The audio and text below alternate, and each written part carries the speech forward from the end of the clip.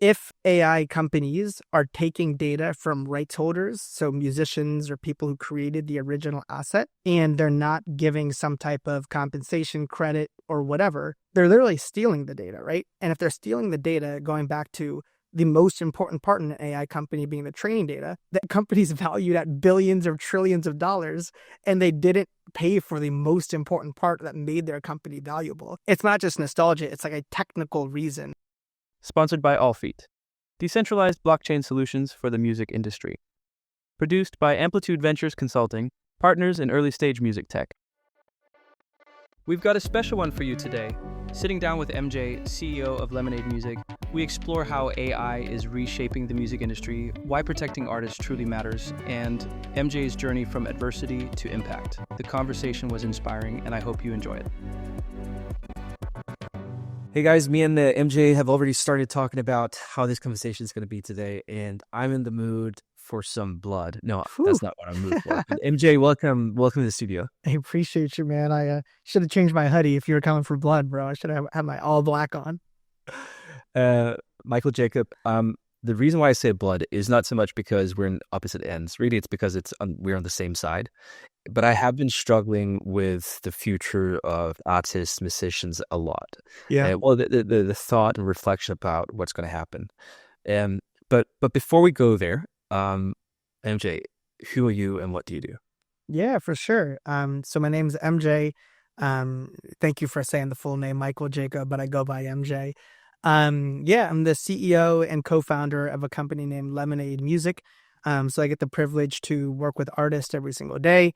I get the privilege to work with a very talented engineering team, prioritize whatever the artists are really looking for from a product point of view, build models, deploy that, and just continue to have fun. Getting to build the dream is the best way to put it. And the reason why I call it the dream is because when I was a kid, I grew up a rapper. I began that at age 11. And I also fell in love with technology at like age 12. And my dream was just one day I would love to just be able to either be a rapper or do something within music, and to be able to both be building a music company and technology at the same time. It's dope. So that's why I say living the dream, man. Love it. So I consult a lot of companies on communication. And my biggest strength is that I'm pretty good at looking through bullshit, and yours is not. And so that's what That's nice. Good start. Time to go straight for it, man. Go straight for the jugular out here. It wasn't bullshit, but actually that's the common, because when I look through your website and you have like 2 videos on your website that's basically, product announcement or the vision. What was so interesting is like you sort of had made them almost as small films, but the most interesting things that your whole advertising voiceover, advertising is not the right word, you guys get me, was in a rhythm.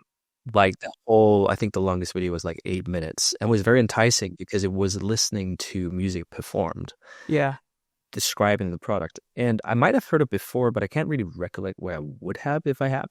So for me, that just stood out. Okay, this guy, he is serious enough about artists that everything he does is not only on behalf of artists or through whatever symbolic nature that needs to be, but he's performing even the most commercial aspect of selling the company as an artist, which I thought was extremely intriguing.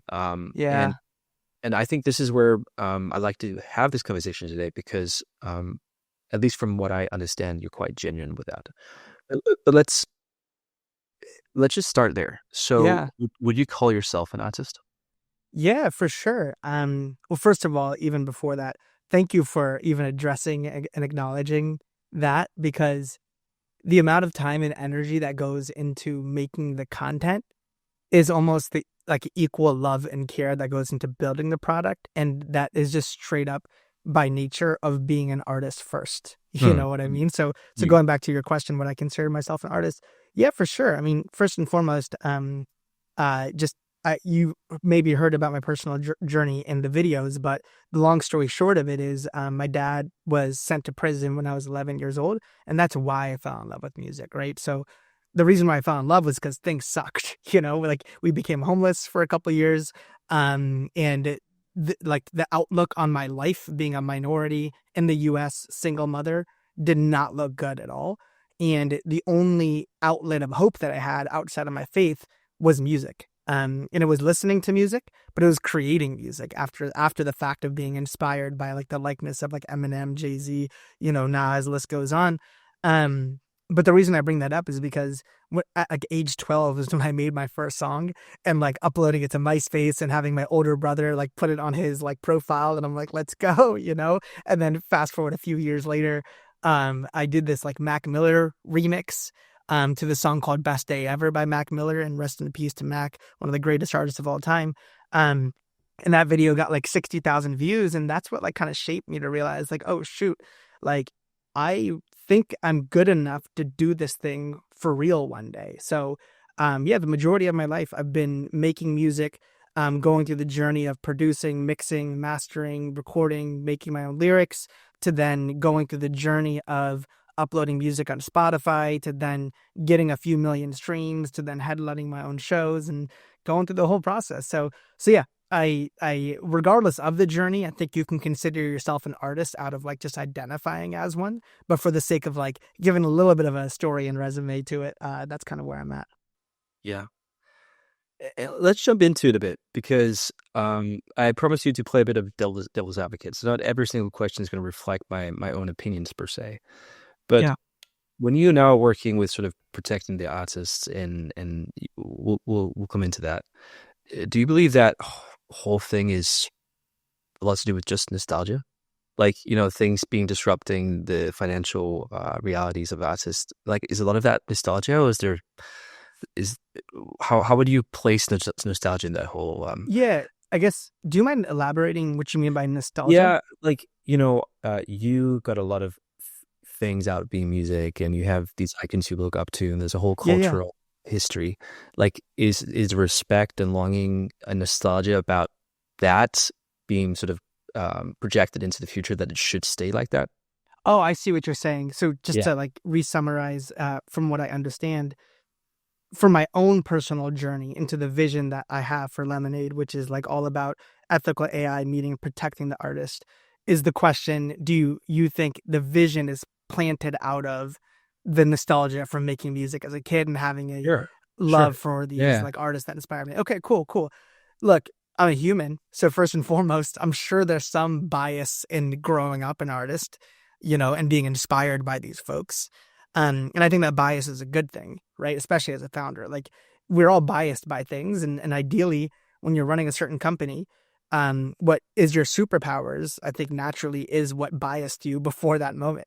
So by being like, it's like bias overkill by going on this path, but by going through the journey of being inspired by musicians, making my own music, learning how hard it is to like create beautiful music, there's a bias for sure in wanting to protect that. So I'm not going to like, my knee jerk reaction was no, it's not nostalgia, but like, to be realistic, yeah, I think nostalgia, based on your definition that we just, clarified here, is part of it. The other part of it though is just understanding what could go wrong if the protection of musicians isn't actually defined. And by that, I mean, I just like breaking down how AI works, the concept of machine learning. And I think your listeners are very familiar, but for the sake of like simplifying it, at least from the MJ point of view, training data, the algorithm, and the generation step. It's those three things, right? The training data is the most important part to any algorithm.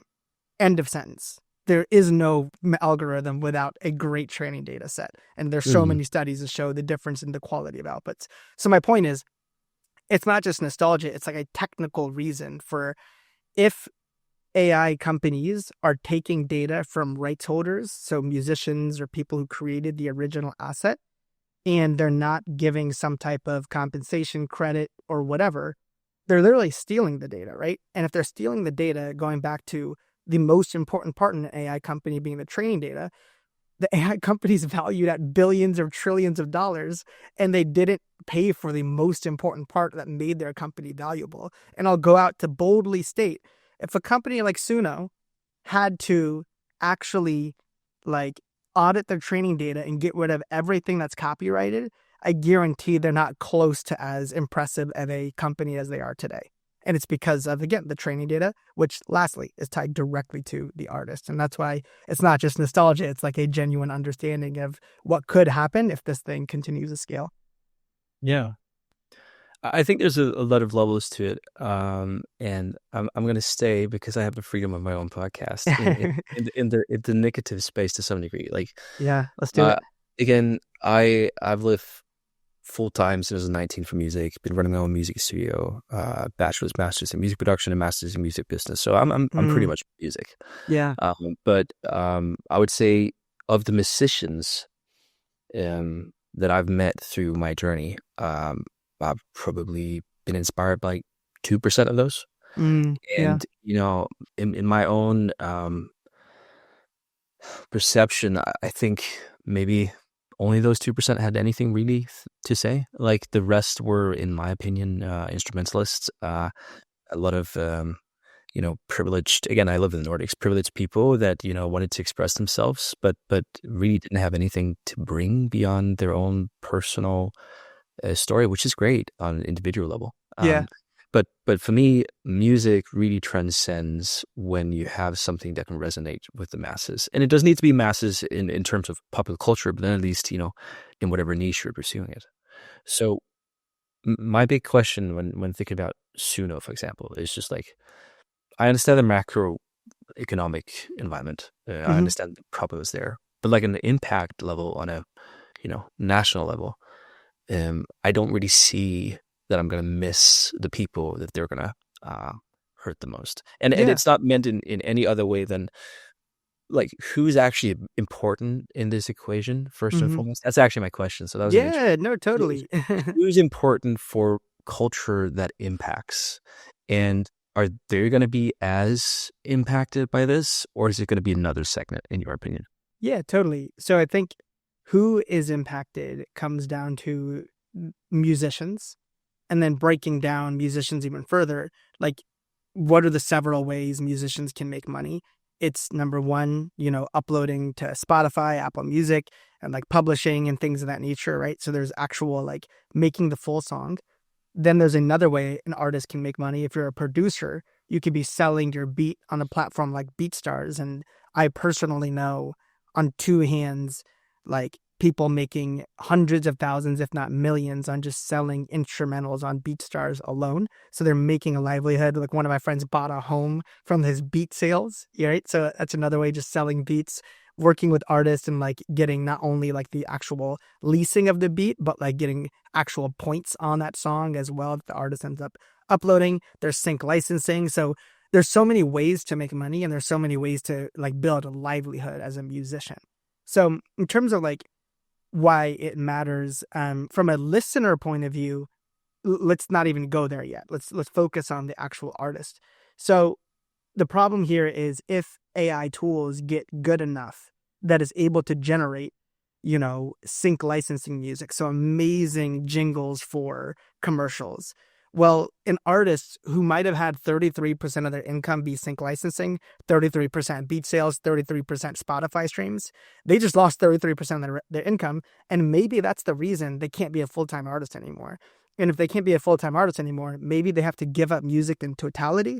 Maybe they decrease by 90% of their time. And if that person has to decrease the amount of time they spend making music, what banger are we missing out on if that person was able to give 100% of their time dedicated to music, right?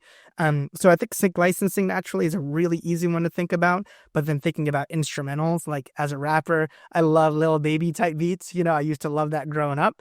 But like hypothetically speaking, what's the whole concept of AI? What you put in is what you get out. So if enough people are making Lil Baby type beats, AI will have enough data to be able to build Lil Baby type beats. And all of a sudden, my friends who are able to buy homes because of their beat selling is now they're able to be replaced by AI. And then we get to the Billboard charting artists. It's just a matter of sequentially, it'll get one step at a time to the Billboard charting artist eventually. But it's not all going to happen at once, right? Like I think it unravels over the next 5-10 years or whatnot. But that's like doomsday worst case scenario. But let's be clear here. I talked about the artist the whole time. So now let's jump back into the listener. That 2% of music that you enjoy, who knows? Maybe that's now 1% because we lost all the artists that might have made that hit. And the last thing I'll mention on that and why that's so like, and back it up with like a real example. One of the biggest songs out right now is called Tweakin'. Have you heard that? No, I don't think so. No. Okay, I'm blanking on the artist name. It's in the Ball family in the NBA. LeVar Ball, and there's another brother.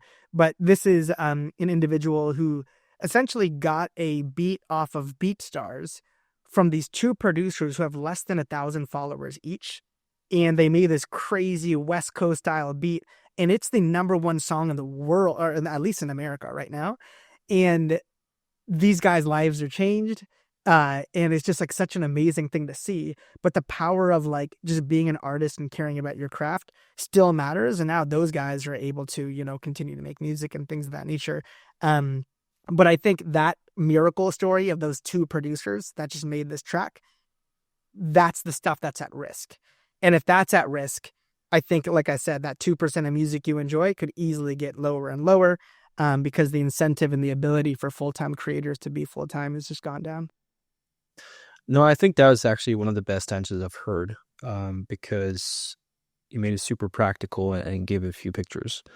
And obviously I agree with that. But I also struggle with seeing um the full picture. Yeah. Let's Because let's, let's keep seeing the picture then. yeah, like one of the arguments for, not, I don't want to say for these companies, but Sure. one of the potential outcomes that could be interesting is how much people are forced to have something incredibly unique to say when they say something. You know, so let me say it this way. I used to also be a songwriter, traveled around Europe writing songs. I was never successful, but I would say I was pretty good. Cool. Uh, but one of the things that I struggled a lot with was lyrics, and not so much the way that my brain works is I don't hear lyrics unless I fully intend to do so. Yeah. And again, my family has a few things that's interesting, and that's always been for me like almost a dysfunction. Like even my favorite songs, I don't know the lyrics for them. Like I used to perform a lot. I like toured a bit, and I Like, stopped. the melody or whatnot, Yeah, but not yeah. the Like words. Gotcha. but I've been in plenty of stages where like most of my energy was about like what's the next sentence. Like even though I've said it hours times before, so that's always been my thing. Yeah. So lyrics for me was always the weak thing because I never had that reference. But then I've been an entrepreneur for like 5-6 years, and basically that journey is about conciseness, or it's about intent. Like if you want to live in this really weird space of being an entrepreneur in such a not nice industry to be an entrepreneur, Yeah. everything you need to do needs to be very, very intended. Sure. Which means when I like a few months ago, with Suno, for example, as a tool, I started writing songs with my kids or like to express something for myself. That's I came awesome. back and realized how much my songwriting or the lyrics that had improved. And I'm making a long statement. Basically, the only thing that had changed in those 5-6 years where I hadn't written music is that I knew what I wanted to say. And that's why I love writing lyrics now. And just I haven't become better. I haven't become more aware of lyrics or anything. I just had something to say suddenly in a new way because that's the only thing I've been training for 5 to 6 years. My point is, because of the macroeconomic environment that will affect individuals, Yeah. I think the barrier of that's good enough is going to be significantly heightened. Mm-hmm. Like there's not going to be so much room for, hey, you did well then, because the financial reality will never like reflect that. So unless your goal is to have something incredibly unique to say that will bring value to whoever listens to it, you're not going to cut it, if that makes Uh-huh. sense. Yeah, So yeah. Okay. for me, being forced into that corner, disregarding all the other things, I think could be really interesting to see how that's going to affect music. Yeah. Okay. So again, to make sure I understood that, and thank you for just sharing that whole journey. And I feel like the idea of you making music with your kids with Suno, that's a beautiful image. Like regardless of ethics or anything, that's a great thing. Like I think we could at least all be on the same page for that. Um, but to make sure I understood what you're saying, so you struggle with making lyrics for a long time. You honed in on the last 5 years to work on making lyrics better. No, Okay. no, no. I honed in on being an entrepreneur, so An nothing to entrepreneur. lyrics. Okay. Nothing to do with music. and then you got back into Suno, and then you wrote lyrics Because I had something to say suddenly. because So of the last 5 years of being an entrepreneur. yeah. Okay. So that's my point is the difference between now and then is only that I know what to say. I Oh know my gosh, that makes so much sense though. yeah. Like that's this isn't an AI conversation. That's an Yeah. inspiration conversation, Okay. right? like to be completely crystal clear, I recommend let's take technology and throw it out for this convo for the sake of the next like 2 minutes. If you ever have writer's block, it's not tooling that's necessarily the only thing that matters. It's go outside and go accomplish things. Like one of the best songs I've ever made in my life is called Diamonds. And I'm just flexing so hard. Like, there's a line where I go, now my family got no problems because the checks are clearing. And I say like, woo! And it's like so hype. And then like this amazing artist named Ruslan heard it. And he said, dude, what changed? Like your music, I feel what you're saying. And I Yeah. was like, oh, in the last year, I got a promotion at work. I bought my mom a condo, and me and my wife hit some milestone, right? And I looked back and I was like, oh, the reason that song was so different and good is because I had stuff to write about. Like I had a real like energy and fire because life allowed that to be inspired through the, metaphorical notepad to then be recorded, then to music to be made. So all I'm trying to say is what you did with Suno is great. And I think that's not necessarily even a element of like AI or not. It's a matter of like, if you're struggling with making music or anything creative, go outside. There's a reason God made the world to be like observed, enjoyed, and experienced, and then get back into whatever your lab is and like get back to creativity. So what you just shared from the 5-year journey of being an entrepreneur makes sense. Like I can't wait to make my next album from like the gruesome journey of building Lemonade, because that's got to be the best one yet, Yeah. Yeah, before we get deeper into that conversation, let's actually talk about Lemonade. I promise you we will get Yeah. there. And I guess, we touched about it very quickly, but let's just go there. First tell me about Lemonade. I'll make sure we have an introduction at the start so I make up for the for the long intro. No, dude, Um, you're good. what do you guys do? Why are you special? Yeah, for sure. Um, I think the best way to put it is just sharing the journey of Lemonade, and then it'll just kind of explain who we are.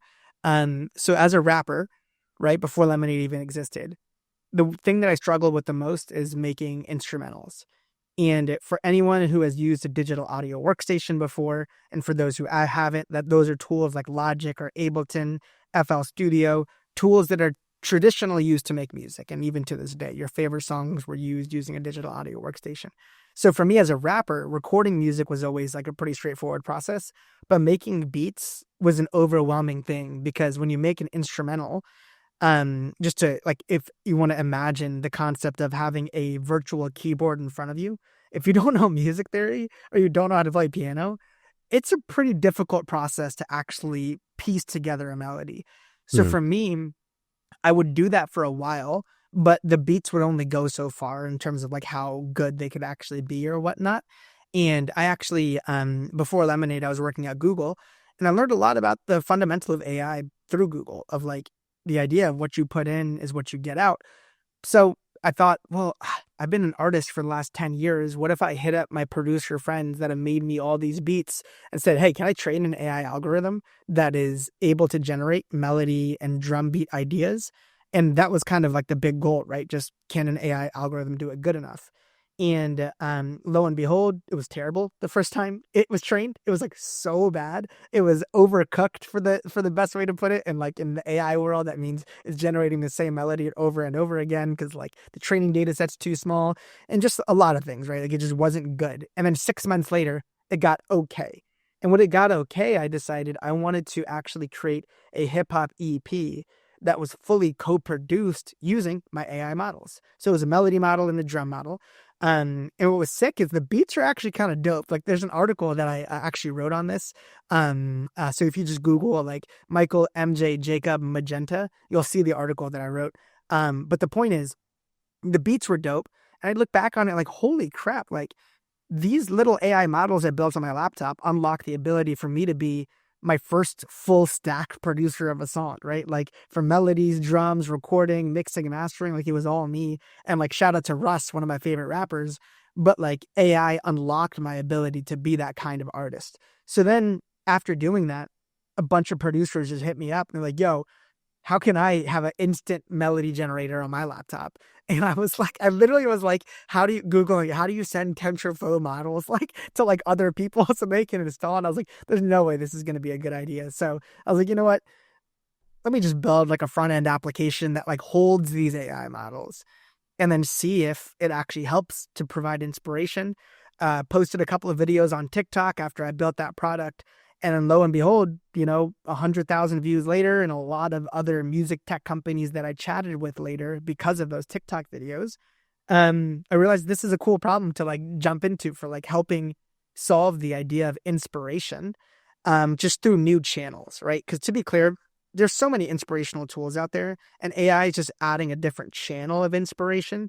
And the uniqueness aspect is so cool to me of like when you can generate a melody idea and feel like that melody is actually yours and have the controls to tweak it even further. That's like different than like a straight up wave sample. Like if you have the MIDI, you can go like super deep and like fine tune it. It was like a really cool tool that, was essentially built for myself, and now well over 10,000 people are using it. And, we got an amazing partnership with BeatStars as well. And outside of that, we actually, you know what? Let me stop. I think I've just rambled a lot No, around it's like great. where is Lemonade? Like we're really an inspirational tool for musicians. Right now we're focused on helping the music producer, but by no means are we stopping at the music producer.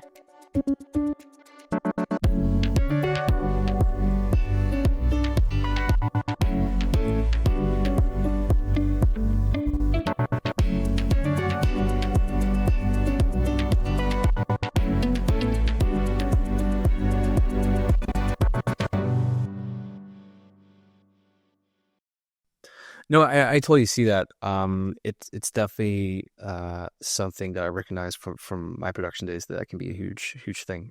Yeah. So, what do you guys want to go with this again? Because being mission driven is great, and you have 10,000 users, so there's more to it than just having a unique vision. But like, Yeah. where do you see this going as a company and an impact? Like, why are you guys doing this? Yeah, totally. I think the why in the beginning was a terrible reason to build a business, and it was passion.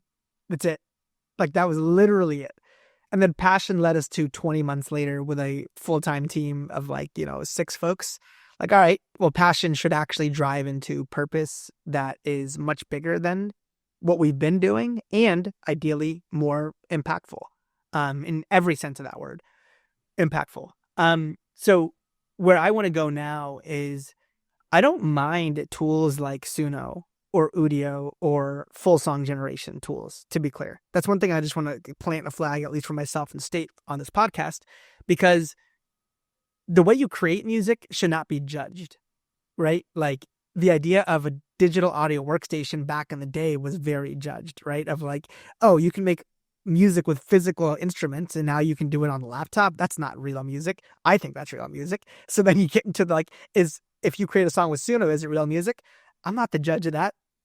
And if you're judging it, I highly recommend you go to therapy and you mentally work through what really matters. Because if you're questioning people's like happiness and like what is actually an artist or not, that's not the fight that I'm up against.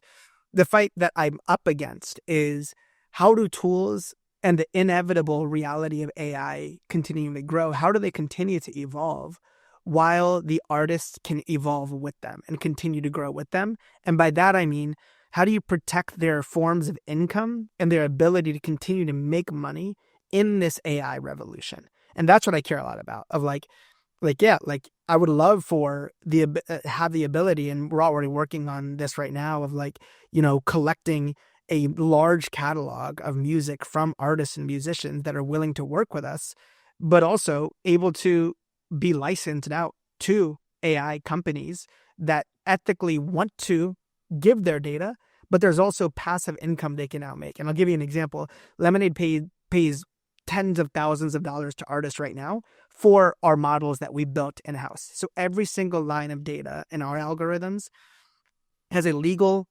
contract with the artist I've jumped on a Google Meet with them. And to be clear, we have enough data that we're an AI company, right? Like these are not overfit models. Like I recommend anyone play with our tools. We have enough data, but we went through the gauntlet the last 20 months of meeting with artists. I'm flying down to Atlanta, like actually like talking to these people, helping them understand what algorithms do, getting legal consent and compensation models built in. So if we did this for the last 18 months, now I'm thinking, how do I do this for the next 18 months and continue growing this like artist almost army of people that are like, I rock with Lemonaide.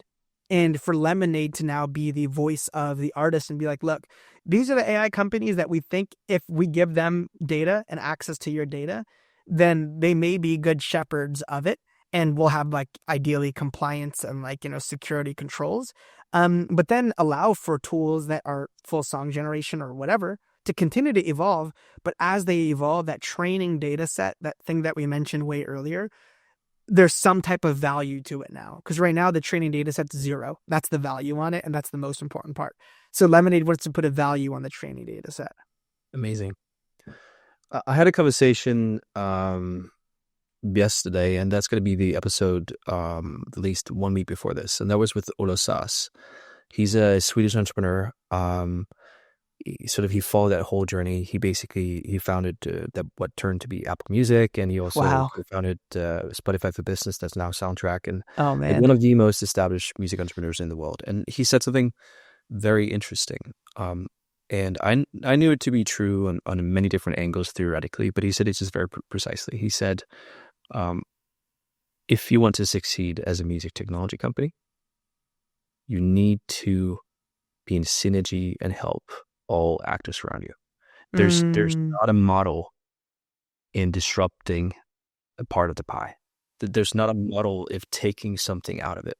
And he said it just with such clarity. And he's been an entrepreneur in this space for 20 I'm stealing that, by the way. That is fantastic.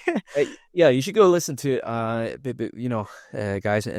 But it was so interesting to hear him say that, because more than my own trust in, business theory and lawsuits and following all that, the trust in an entrepreneur that I look up to, saying with such clarity is like, no, that aligns with all the research I've done. I'll hold to that belief. Yeah, which is really interesting, because as much as Suno, Udio, and all the companies following afterwards, now going into Lemon Labs and Google, like joining that whole race. Yeah. What's going to stand long term when it comes to sustaining the business? And I do think ethically trained material will be the long-term winners, but the problem is the short and medium term loses. So how do you build companies that can sail through the storm without dying, and then when you get to the other side, have some sort of reward? Yeah, I mean, it's a combo answer of it's extremely difficult and extremely easy at the same time. Let's talk about the extremely difficult part first. You mentioned this at the top of the before we even jumped into the podcast, but if you don't love music, I don't recommend building a music technology business, because I mean, let's jump into VC talk, like the most cringy, like quote VC land. The total addressable market for music tooling is $4 billion, like $3 to $4 billion. That is like, I think 1% of the financial industry, or like less than that of the healthcare industry or whatever. So listen, if you want to start a business or be an entrepreneur, I don't recommend music unless you genuinely love it and care about it. And that's where the difficult part comes in, because like you can build good product, but there still isn't enough revenue to go around to say like, oh my gosh, this is so sustainable that we can build a 30-person team and keep going on just your revenues alone, right? So that's why it's hard. But why it's easy is because if you follow the compass of what this previous podcast that you just had mentioned, of like, you can't disrupt an industry without bringing all the players with you. If you do actually consider what it looks like to bring the players with you, at least starting for our journey, we built a tool that was able to inspire music producers out of trying to solve a need for music producers. And now we do have enough revenue that we're profitable as a company, right? So hypothetically speaking, without raising another dollar, we could sustain for the next, as long as our product stays alive, and shout out Google Cloud for being our servers. But assuming things are well, and like we continue to monitor like churn and things of that nature, like for a 6-person team, and it's a quite impressive team. Like I'm ex Google, my co-founder is ex Amazon. We've got someone who, is went to Berkeley, is a research scientist, got full stack engineering team, marketing, things of that nature. But I guess my point is, we've built our way to sustainability by focusing on genuine tools that'll help the music producer. And now we've bought ourselves the ability to dream a little bit bigger, So we have this, like, let's say the apps line of business that's able to float us. And now we're like, okay, without taking an additional dollar, unless we wanted to, how could we start to protect the musician? And then all of a sudden you almost work backwards and you're like, wait, all of our algorithms were built on data that we got consent from artists. Why don't we just start with them? Like, Lemonade's been able to train algorithms on your stuff. Would you be open to other companies training as well? So I guess my point is, you're absolutely right. In the medium term, so many AI music companies are about to die out. Like so many. And I'm not going to say that like I'm, immune to that, or we're immune to that in any way, shape, or form. Like the way that I like to look at it is every day I come into work, I'm going into the fire.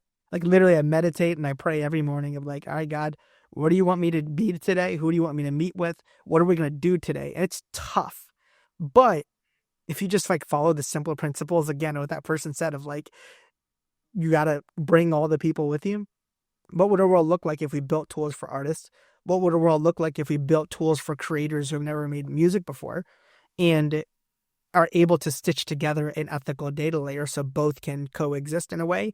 Artists aren't losing money, but creators who were able to make music because of tools are now able to make music, So yeah. And last thing I'll mention is it comes from sustainability. Sustainability comes from profitability. Profitability comes from building genuine, valuable tools that artists actually want to use. Because if you're building gimmicks, people are canceling that subscription the next month, Mm. There's a lot of sound principles in what you say, and well said. Yeah. Great. Well, Cool. that's pretty amazing. And I haven't had the opportunity to play with the tools yet. I've seen videos of it, so I have a good sense of it. But what is the future for you guys? Again, you say sort of training models for other companies, perhaps. Like, Yeah. do you have a next layer? Is it honing in on more products, the Yeah, product? totally. So we have a pretty big pipeline now of music technology companies that want to work with us and embed our Lemonade built models into their application stack. And like a really cool example of this is, so like visualizing the AI landscape, not just music, but AI in general. And I know this is review for you, but and probably for the majority of listeners, but there's the data layer, there's the model layer, and then there's the application layer. And you can build a successful business in any of those three, right? You can just be a data provider and be highly successful, just models or just application. And Lemonade had been doing all three for the longest time, like serendipitously, to be clear. It wasn't an intentional strategy. Again, it was built out of passion, then ethics, then, oh wait, we actually built everything from the ground up. Great. But what we realized is the models that are built on the ethical data, so layers 2 and 3, one of my really good friends, he's a producer named my best friend Jacob. Like he's not literally my best friend, he's a great friend, but he goes by my best friend Jacob, and he's one of Travis Scott's producers, who made such amazing music. He built a sound company, so like a VST company, right? And he was like, dude, what if we took Lemonade's MIDI algorithm and plugged it into our sound engine? What could we build? So we released this product called Spawn this past November, which is the marriage of his instruments and our AI technology. And it just has built our by far most used successful product, to the point where I think it's got a purchase price of, almost like $200, and well over 5,000 customers had purchased it in like 3 weeks. So, I mean, people could do math, but like for an AI company our size with this little people to be able to pull that off came out of genuine product market understanding of what does a producer really want. So yeah, this relationship with software is amazing, and we've got like I said, a client pipeline of a few other folks that I just don't want to mention just yet. Of yeah, just people that have expressed interest in. Oh, you guys are ethical and high quality models. We're really good at applications. Can we work together in some way, shape, or form? So that's definitely one big part of what's next. Of like continuing to scale. Who do we want to work with? Because it's definitely select partnerships. But then the other part is that idea of protecting the musician. We want to throw our hat in the ring of like, how can we build that copyright data layer that can allow for creativity to evolve with other AI music companies while not screwing over the artists that are making a living selling sync licensing beats, list goes on.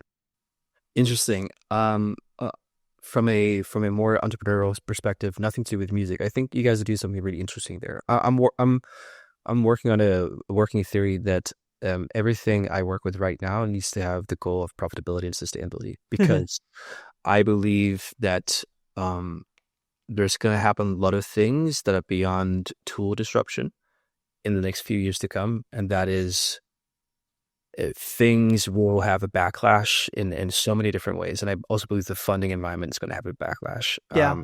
And so, for example, we're building an AI documentation company, which I think is Oh, incredibly wow. interesting. So we work Yeah, that's a good space to be in. with banks and incubators and accelerators and growth companies. And What's the this name of is, the company, by the way, or if you can share? yeah, Venture Builder AI. So Okay, cool. we actually launch privately. So we have a lot of private customers. So first launching 6 months publicly. You can find a website and stuff. Cool. So Yeah, we yeah. have paying clients. And the really interesting thing is, like, we're looking here now, like, we're raising some capital, but like we've been able to bootstrap it because we have paying clients. But in our deck, we say this is the first and last round we're doing, Yeah, and I love it. I then we're completely making agree with that then concept. we're making a prediction that we don't believe that this is going to be environment to raise money in 18 to 24 months. Yeah. So the only reason why we're raising this money, it's not to scale. It's in order to be able to very fast get really good people and Get then to be wrong. sustainability. That's Yeah. beautiful. I almost think every business should be built like that. Like Yeah. the idea of building a business and funding it to get to the next round has always like irked me. Like only take the next round if you need to do it to scale for some other brand new idea or whatnot. But to Mm. set the precedent of your business to then raise again, I don't believe in building business that way. So like I think that's a spot on point of view of like the first and last time that we'll raise. Yeah, and I think that's how companies should prepare themselves. Like, Yeah. especially when AI is coming. And again, if you use AI tools correctly, unless you're going for the really big boys league, which, happens in America once in a while, like, why would you need to raise more? Like, like the most of the time I spend should be in an effective organization to use all the tools. And Yeah. so, it's very interesting. You gave two good answers today. I was hoping for more blood. Obviously, I was I was trying to swing my sword a few times, but Oh you, man, I could show you my 13-year-old rap videos, and that'll be a lot of blood from the cringe if that happens.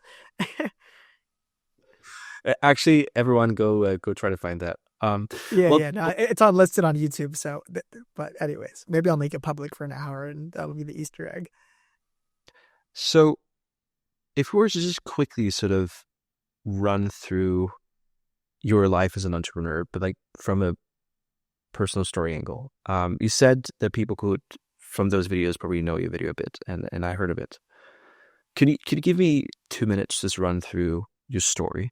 Yeah, Not related to entrepreneurship, just a story, because the question I want to ask afterwards is sort of, where are you going for the yeah, next? totally, totally. So I guess I'll close my eyes for this one to get into the storytelling mode.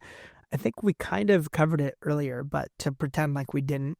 Um, So yeah, I'm of Indian descent. My family actually all immigrated to America from Kerala, India, and yeah, growing up, they actually chose Alabama of all places, which is like wild for those who live in the U.S. and know, and you probably are familiar. It's like why would a family from this village in India choose to move to Birmingham, Alabama of all places?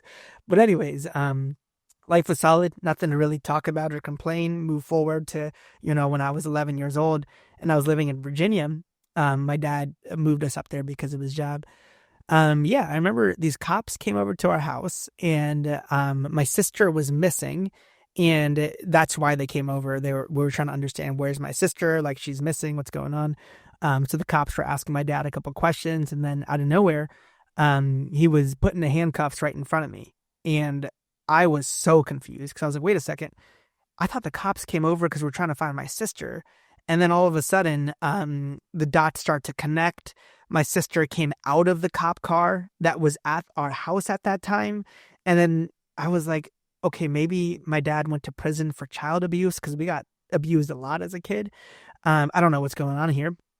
Fast forward to like going through a ton of court cases and, house hopping. And like I said, falling in love with music. Yeah, just essentially entered this survival state for, I would say, ages 11 through 20 of like nothing but wanting to get to the next day. There was no desire of like career. There was no desire of like making it big. It was just like continuing to get to the next day and finding whatever love and joy that we can in each day. And that's why music brought a lot of that. But there was never any vision for my life because there couldn't be a vision when you're in a survival state. So fast forward to going through that journey, and like, for me, I really discovered my faith. I'm Christian, and my faith is super important to me. So when I was like, I think 16, 17 years old is when I really started to believe like God had a bigger purpose for my life. And that's when I was 18 and I Googled what makes six figures as quickly as possible. Because, when you're that broke, I'm talking like, three kids and a mom with $200 in her bank account, and just trying to figure out if we can make it to the next month. All you're trying to do is get financial stability. So went to school for computer information systems, 2 years of computer science, 2 years of business, ended up working for a great consulting company called Booz Allen Hamilton. And yeah, was making, well over six figures pretty quickly. And I was like, holy crap. Like, 10 years ago, I was sleeping on an air mattress with my older brother, and now I make six figures. And I was like, I got to keep going, because it's not just like fun to make money. Getting stability is great, and there's no way I'm gonna waste my story. Like, I didn't come from where I came from to like stop now. Lo and behold, built this prototype while I was at that company, Booz Allen, that got selected at this really big conference called Amazon reInvent to be presented. Ended up landing a job at Google as a result. Spent 5 years at Google, and that's when like the rocket ship kind of took off, financially and professionally. And look, to be straight, I'm saying financially, like I'm super set. By no means. Like I think I'm middle class. So like I'm talking as if I'm wealthy, but like when you come from $200 to middle class, it makes a big difference. And to be clear, I'm 31. So middle class for 31 is not doing that well. But after I undid the financial trauma of like, okay, life's not all about money, is when I was able to dream all over again. And I was like, wait a second. I do think I'm really good at music, and I do think I'm good at technology. I think it'd be worthwhile to try to build a technology to see if there's, a company to see if there's some type of way to have a positive impact in the music industry, because in many ways, music saved my life, when I was a kid. So yeah, that was the mission and the vision for the longest time. And, now we've been doing Lemonade, for the last 2 years. So I know you mentioned don't talk much about business, but that's a big part of my life. I'm married, and yeah, like I said earlier, we live in New York City. And last thing I'll say is like, what I really try to balance is I call it the 6 F's for right now. And it's faith, family, friends, fitness, finances, and fortitude. And fortitude is all about mental health. And all I'm trying to do is live those six as well as possible every day. And if I can do that, I'll be the best CEO that I can be. You know what I mean? Like, I think sometimes we over engineer how to be the good employee or CEO or whatever. Just prioritize the important things in life, and you'll end up being able to be fully yourself, and, everything else will work itself out. Amazing. I think that story ties very well into why stories are important and why they should be told. Yeah. Um, we'll quickly touch upon sort of where you're going now, but I think that's beautiful. Thank you, man. Thank you for allowing me to share that. Yeah, but it's also beautiful in connection with the conversation. Yeah. Like, why does it matter that artists should be able to thrive? Well, for that reason you just told. Yeah, exactly. Thank you for tying that gap together, because that's exactly right. Like, I think if you robbed me the ability to make music because some thing happened and you don't make music the same way that I did as a kid, I think half of my almost therapy through music would have been removed. And if my therapy is removed, as you know, when you're going through a survival situation, who knows what would have changed or what would have happened. So in many ways, I would almost like look back and say the only reason I'm like able to like smile and like say that like I quote unquote made it out the mud is because of God and music. Those are the only two things. And thankfully, AI is not replacing God. So I think the music part, it has a chance, and that's why it's like it's important to try to put ourselves in the middle here. Amazing. So where are you going? What's the next step in your journey? Yeah, I mean, like, I know it sounds crazy, but I mean it in terms of the 6 F's is all I'm really trying to focus on in a day-to-day point of view. And then continuing the mission of how do we protect musicians in the middle of the AI revolution. So if I just continue focusing on those two things, I'm not in a rush to get anywhere. You know what I mean? Like, I think that the gift that God's given me is the ability to persist, I would say, of like, I can be in the same situation for the next 10 years and it's all right. You know what I mean? Like, I don't need a crazy life changing milestone to happen that's going to be like, finally, we made it. Because I think this journey that we're on it's tough. But like I said earlier, it feels like going through the fire every day. And that's when I know I'm in the right place, you know? Because when you're not in the fire, I think unfortunately, you're not allowing yourself to really use your purpose and like what you're meant and what you're built for to be fully realized. And there's a price to pay for that one day. You know what I mean? I want to get to 70 and be like, dang, I'm a freaking refined MJ because I spent 70 years in the fire, you know? So where are we going? Just kind of exactly where we are today. I hate to be cheesy with that closure, but No, it's I the think reality, man. that's important. Yeah. MJ, it's been a pleasure. I am happy to hear that an AI ethical company have a sensible approach. And that is sustainability. It is growth by being the best out there.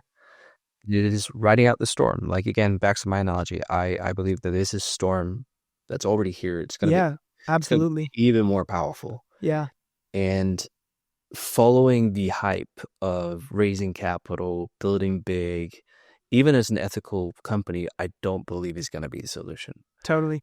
It's really about build the boat as big as you can with what you have, and then just build it really, really well, and then Yeah, ride those waves. exactly. And then if it's going to be 18 months or 36 months from now, I don't know, where the biggest waves are over and where so the light can see the day of what new financial reality we might wake up to, then you just got to stay in the boat. Yeah. No, I love it. And the only thing I'll add to that boat analogy is the one thing that I do believe in is let's go to that boat analogy. Like, use all of your resources to build the boat.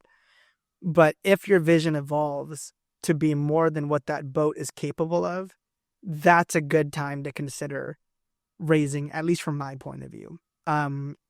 Because don't raise because you need your boat to keep going. Raise because you need a bigger boat, Mm, for the sake of mm, this analogy. And that's the one thing that I would just add to what you just said of that's like, great. Yeah.